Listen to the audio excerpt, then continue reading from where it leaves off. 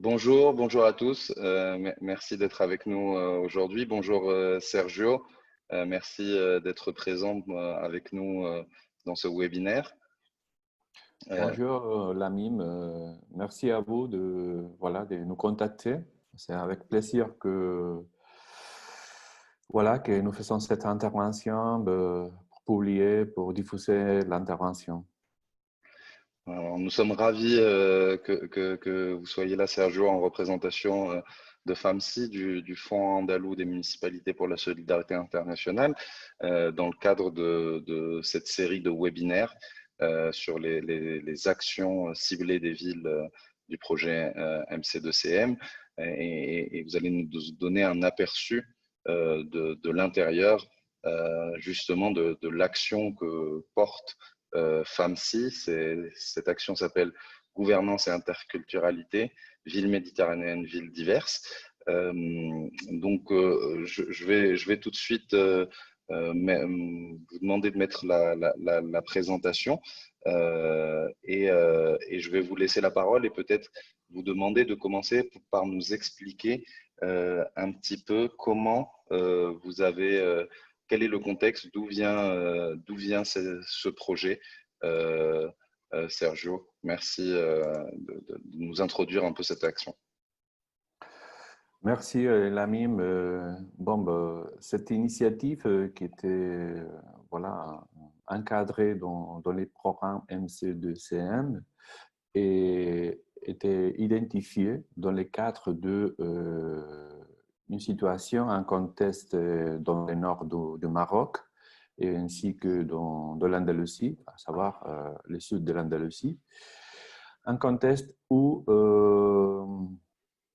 la migration, où il y a une forte présence de la migration, de différentes populations qui migrent, qui font la migration, et où les gouvernements locaux ont de plus en plus des compétences, ont de plus en plus une voix à dire, à dire. Et notre projet, effectivement, essaie de renforcer d'un côté les capacités de ces des gouvernements locaux, des communes, des collectivités territoriales, d'accord, et donner des outils pour faire la gestion de ces nouveaux citoyens qui arrivent soit au nord du Maroc, soit à l'Andalousie. Et on essaie, à travers cette initiative, de construire une narrative positive, mettre en recherche et les apportations de cette population au territoire et construire cette vision plutôt positive de cette population.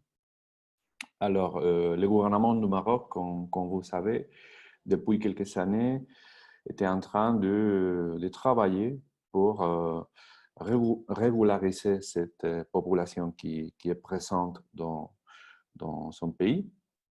Et notamment, ils sont déjà on dit, passés, ils sont fait des phases de régularisation au Maroc. Et c'est une mesure à notre avis, très remarquable. C'est un effort du gouvernement du Maroc qui essaie de donner les droits, les mêmes droits qu'ont leurs citoyens aux citoyens qui viennent d'ailleurs. Alors, on trouve toujours que l'administration de proximité, les collectivités territoriales ou locales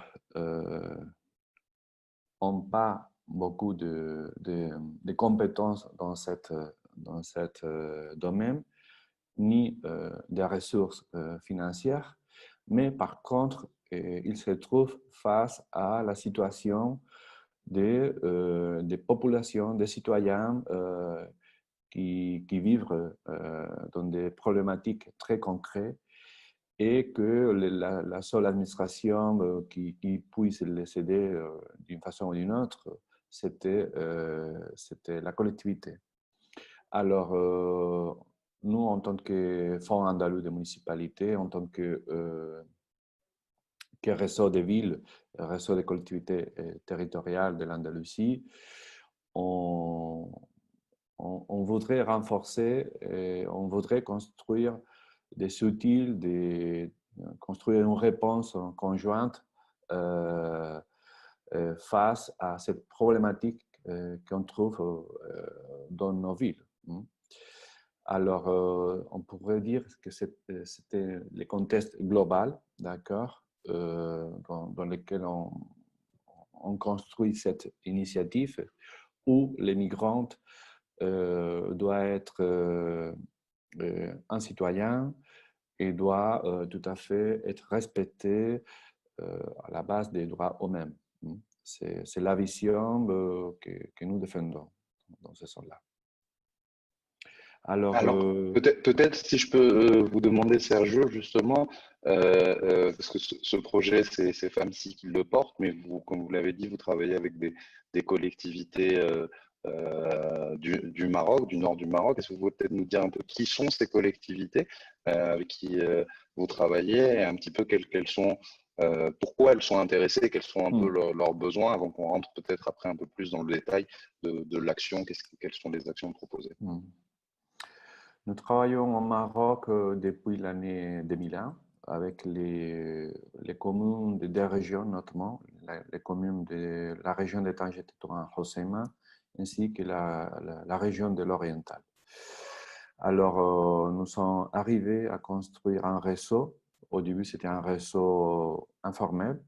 Et il est devenu, à ce moment-là, il est devenu un réseau appelé AMMAR, la Fédération AMMAR, qui était constitué de plus de 60 collectivités territoriales de l'Andalousie et du Maroc. D'accord. Il était siégé à Tétouan légalement.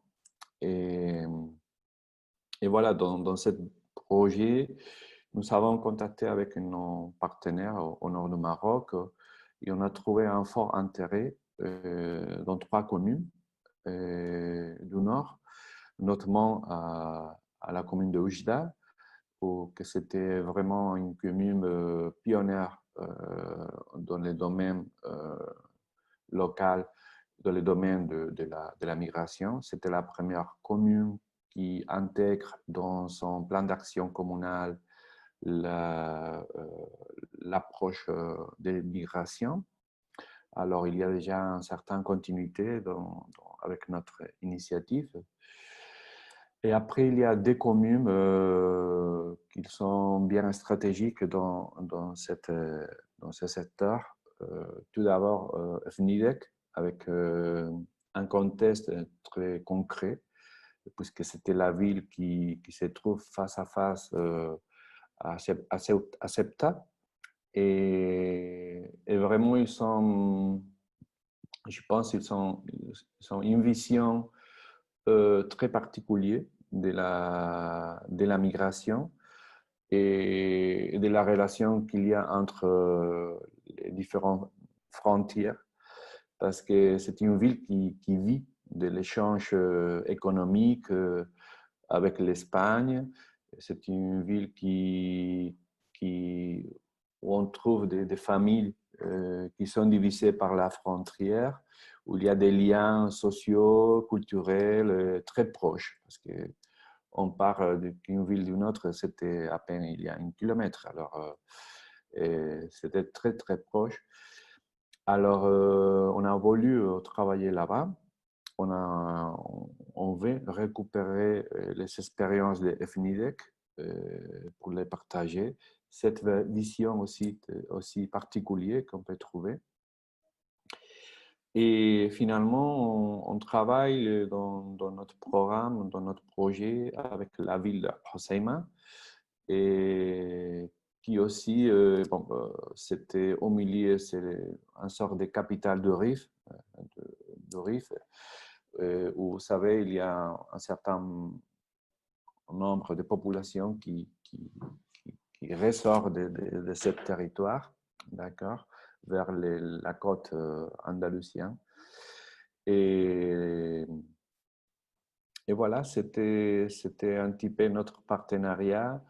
En plus, nous travaillons toujours en réseau. Alors, il y a des activités où on pourrait répliquer, où on pourrait communiquer aux autres associés du réseau pour faire connaître ce qu'on va apprendre dans cette initiative. Un partenariat très intéressant. On salue au passage le maire de Al-Hoceima, M. Boudra, qui est devenu il y a quelques mois le président de l'Organisation mondiale des villes, CGLU, qui sont aussi nos partenaires sur MC2CM, avec aussi l'ONU Habitat. Justement, vous mentionniez la réplicabilité des actions. Alors peut-être qu'on peut rentrer justement dans le vif du sujet. Et est-ce que vous pouvez un peu nous expliquer quels vont être un peu les objectifs concrets, les activités mises en œuvre par le projet que vous portez?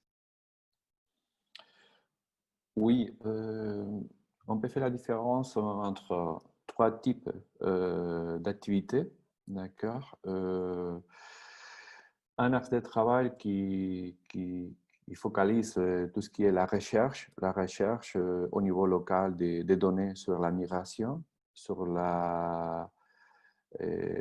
l'impact de la population migrante au niveau local. Notamment, dans cet axe, il y a une activité que c'était voilà, la réalisation d'une étude de perception sur la migration au niveau local et qui doit nous servir dans cet temps-là de crise économique, de crise sanitaire. Comment est-ce que la population native locale perçoit cette population qui arrive?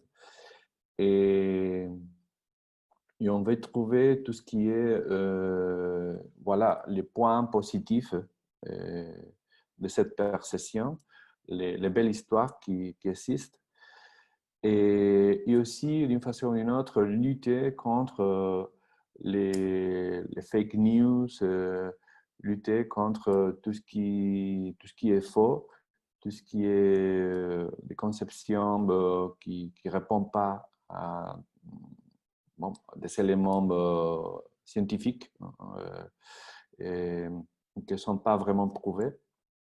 Et alors, on était en train de développer cette étude. Il était déjà dans la première phase de réalisation. Après, il y a tout un axe de travail qui envisage le renforcement des capacités.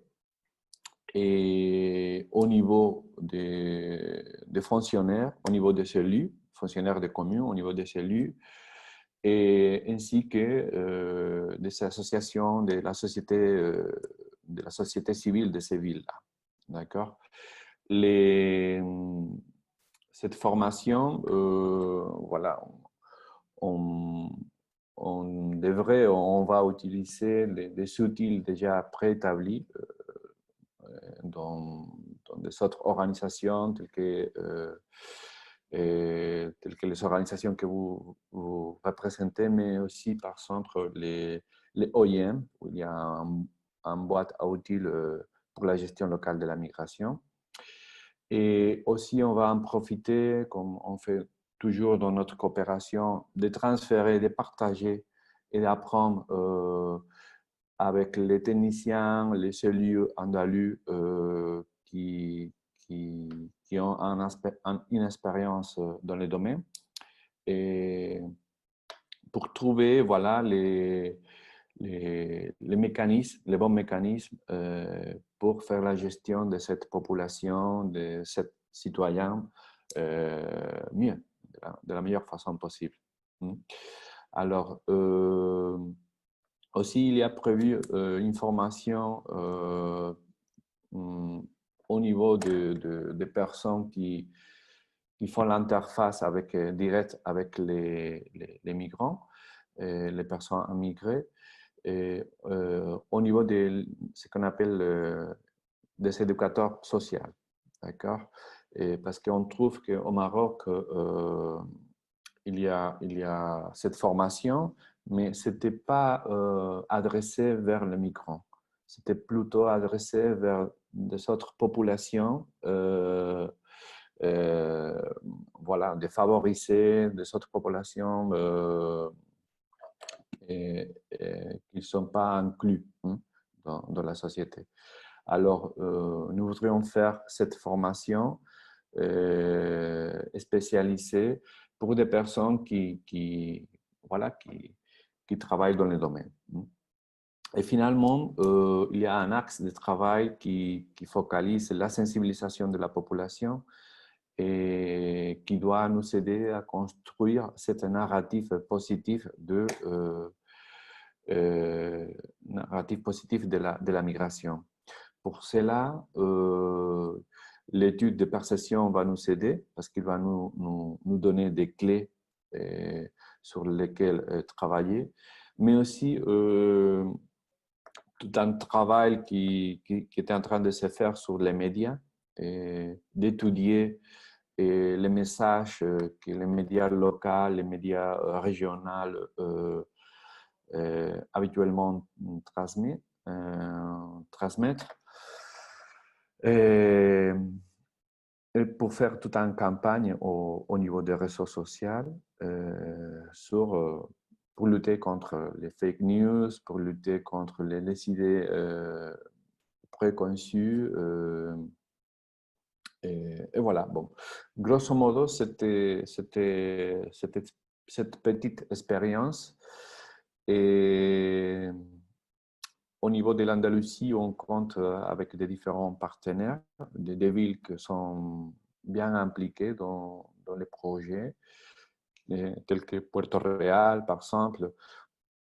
Et on parle de Puerto Real, on parle aussi de certaines provinces qui souhaitent nous accompagner dans cette expérience et mobiliser leurs personnes spécialisées dans les domaines. Et voilà, grosso modo, c'était l'initiative qui va durer jusqu'à le premier semestre de l'année prochaine.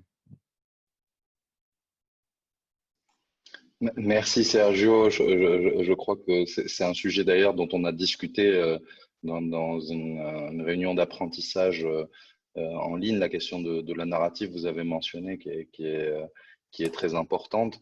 Et on a eu cette rencontre d'apprentissage en ligne hébergée à la fois par la ville de Séville et par FAMSI, où on a aussi vu tout l'intérêt qu'avaient les villes à travailler sur ce sujet-là, aussi bien à se former elles-mêmes pour mieux travailler, pour mieux influencer cette narrative, mais aussi comment les villes pouvaient, à travers de leurs actions, de leurs comportements, des informations qu'elles peuvent créer, mettre en avant un petit peu et pousser d'autres acteurs à les accompagner dans ce changement de narratif. Je crois que c'est un élément fondamental. Alors, peut-être avant de passer à la suite, pour aussi un petit peu comprendre quels sont les résultats attendus, je voudrais aussi un peu vous demander comment vous êtes affecté par la situation actuelle. La pandémie de la Covid-19 a un petit peu changé la donne. Il y a une nouvelle normale. Alors, est-ce que vous pouvez peut-être juste un peu nous dire comment, dans ce contexte-là, vous êtes en train de vous adapter, parce que forcément, j'imagine que c'est pas facile de mettre en œuvre les activités du projet dans ce cadre-là. Non, pas du tout. C'était une situation totalement imprévue, c'est clair. Alors, voilà, nous avons fait une adaptation de notre chronogramme de l'activité.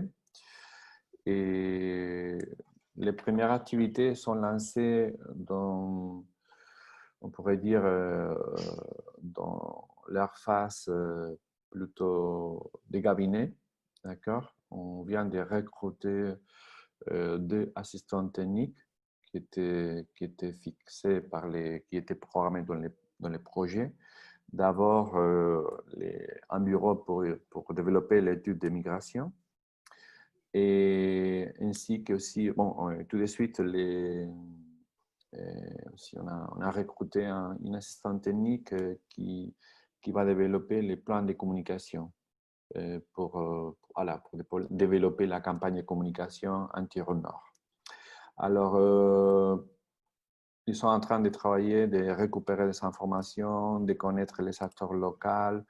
On a fait des petites réunions à travers les webinaires. Et ils ont passé son plan d'intervention.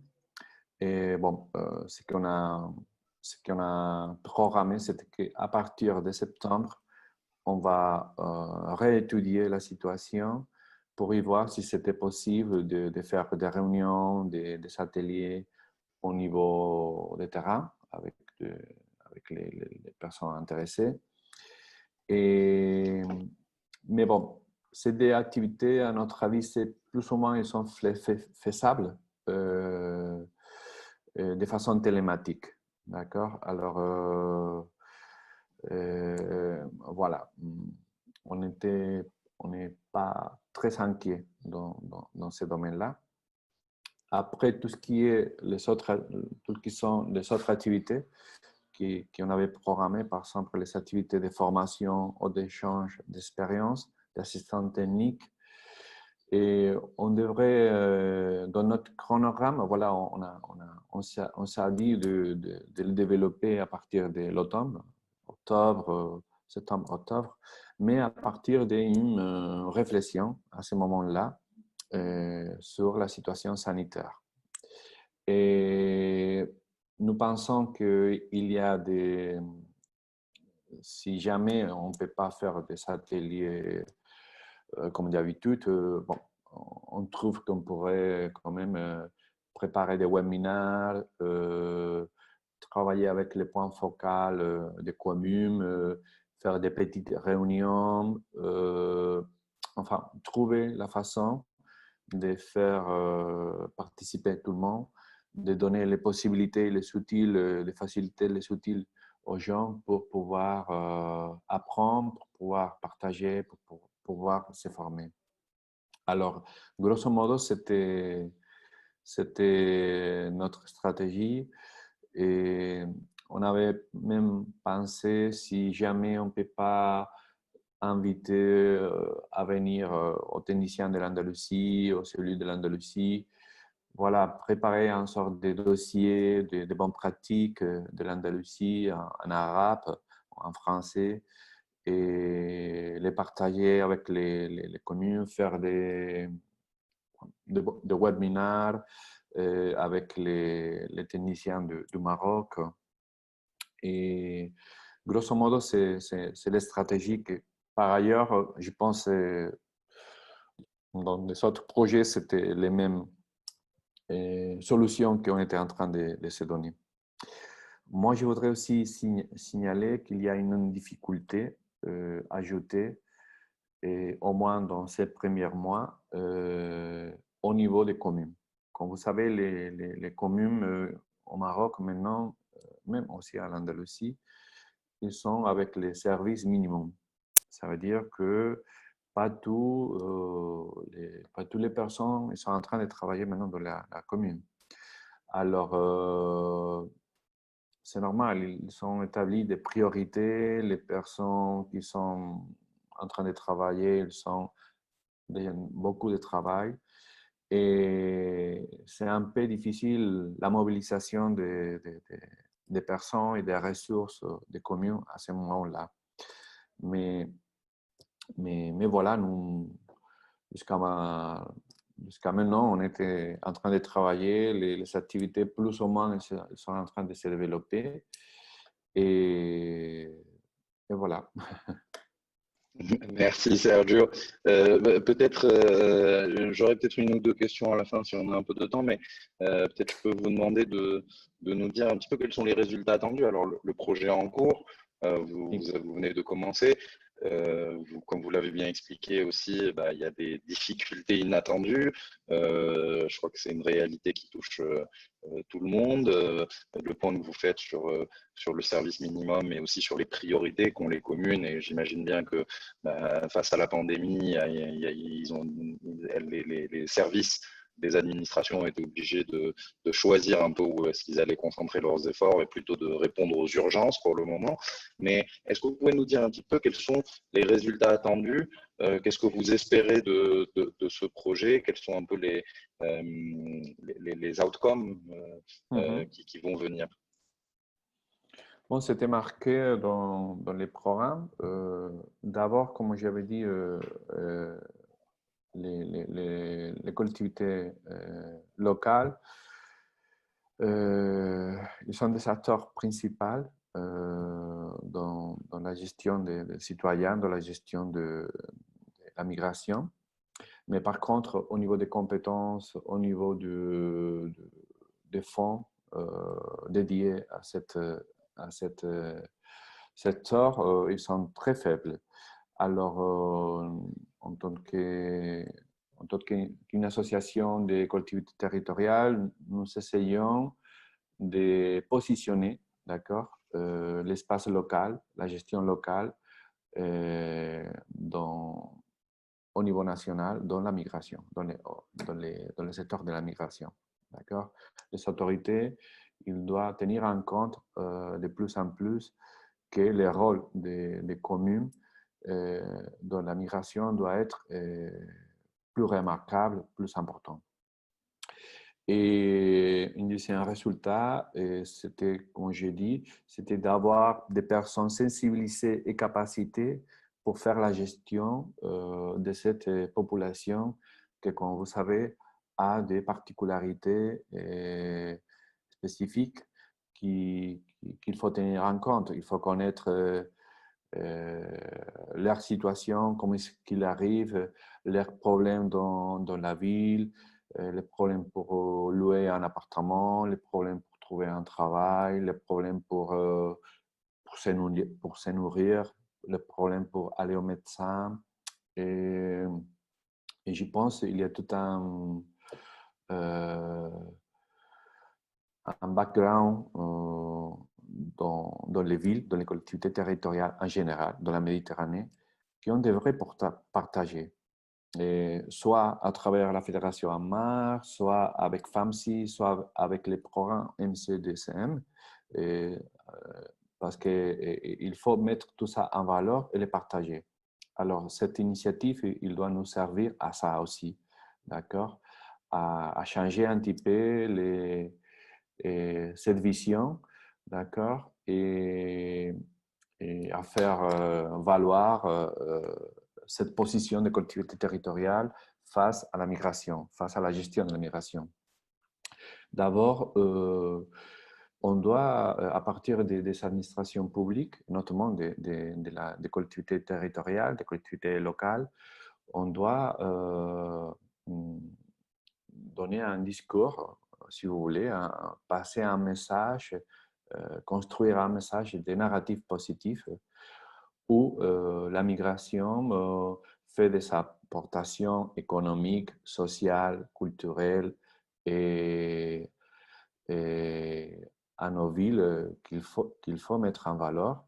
Et la population locale doit savoir ça et doit connaître ça. Alors, notre programme aussi essaie d'améliorer cette perception, finalement. Et finalement, si à travers la formation avec les acteurs de la société civile de ces trois villes et à travers la campagne de communication, forcément, il devrait avoir une meilleure coexistence parmi les populations, la population native, si vous voulez, et la population qui arrive, la population migrante. Ça serait à la dernière minute un dernier résultat. Et Oui, voilà. Bon, notre système de travail en général, d'accord, c'était très horizontal, d'accord. Et on est habitué à travailler en réseau puisqu'on est en réseau. Alors, si vous voulez, et on travaille dans un comité de pilotage qui était conformé par les 3 communes, d'accord? Et même après, il y a des choses très spécifiques de projets qu'on essaie d'y voir avec la commune directement. Et il y a les 3 communes dans ce comité de pilotage. Il y a les FAMSI, tout à fait, ainsi que la Fédération AMAP, d'accord, que c'était notre partenaire au Maroc.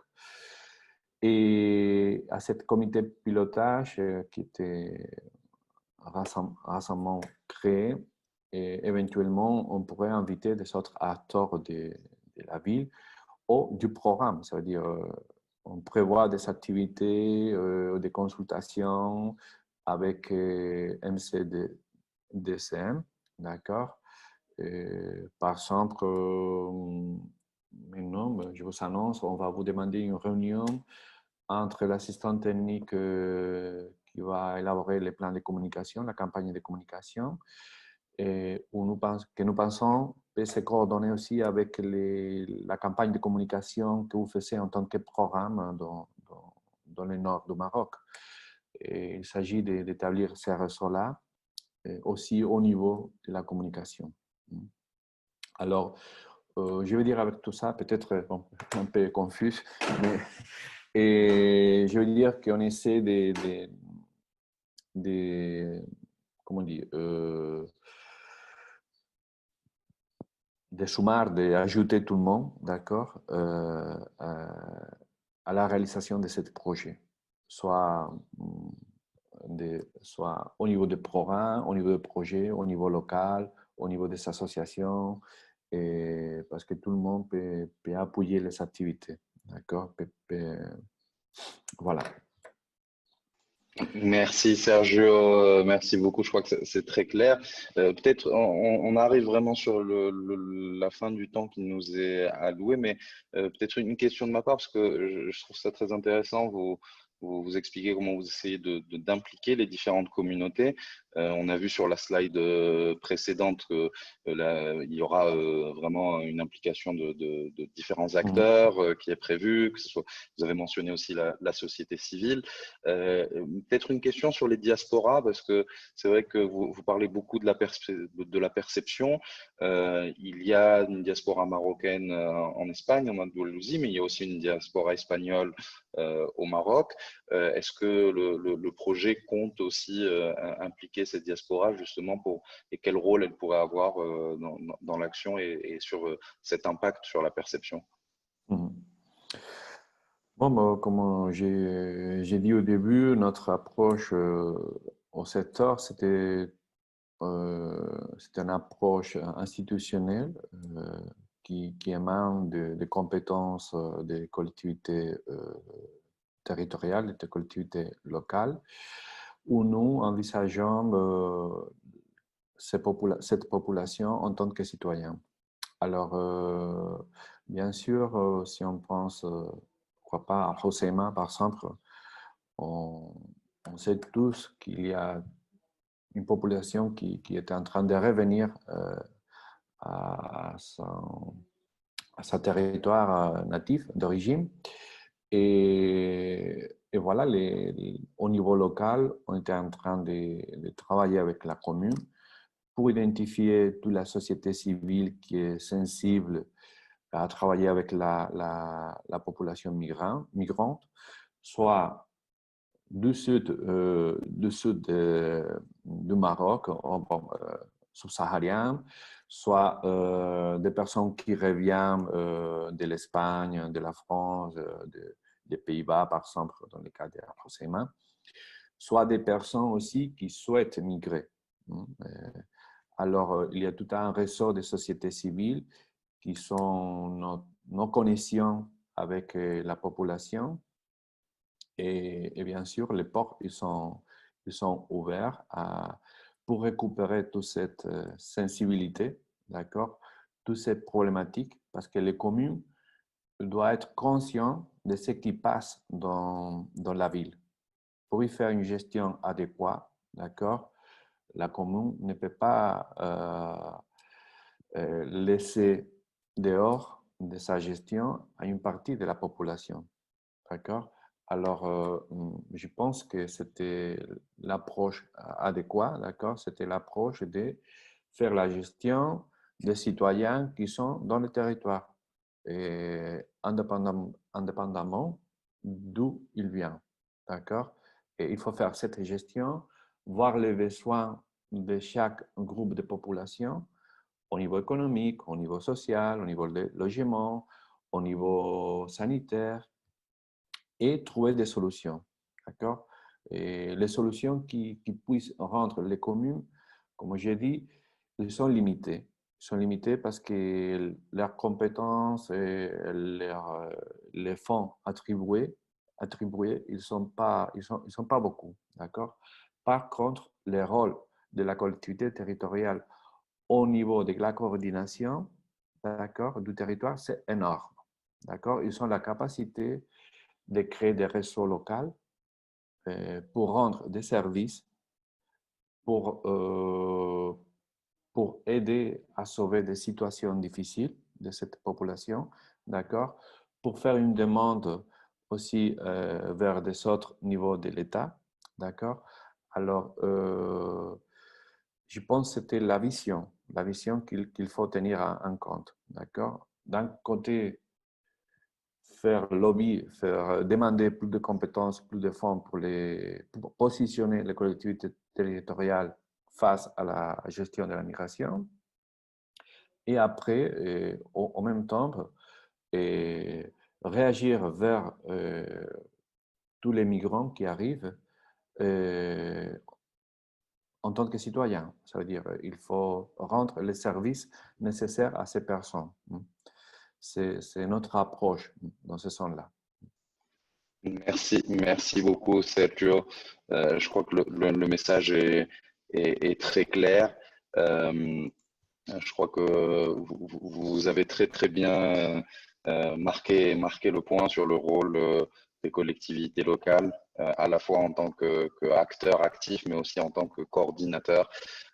Et je vous remercie encore une fois pour cette présentation de gouvernance et interculturalité, ville méditerranéenne, villes diverses. Le projet porté par FAMSI avec les villes de Oujda, Hoceima et Findek dans le cadre du projet MC2CM. Merci vraiment pour votre participation. On regardera attentivement l'évolution du projet et on espère qu'on pourra vous avoir avec nous dans quelques mois, une fois que le projet sera finalisé, pour nous donner peut-être des éléments encore un peu plus concrets sur, sur les résultats que vous aurez obtenus d'ici là. Merci Sergio. Merci à vous tous, d'accord. Voilà, bon courage. On reste toujours en contact. Je reste à votre disposition, d'accord. Et on espère aussi que les choses s'améliorent au Maroc, mais aussi aux autres pays de la Méditerranée, d'accord. Alors, voilà, merci à vous. Merci beaucoup.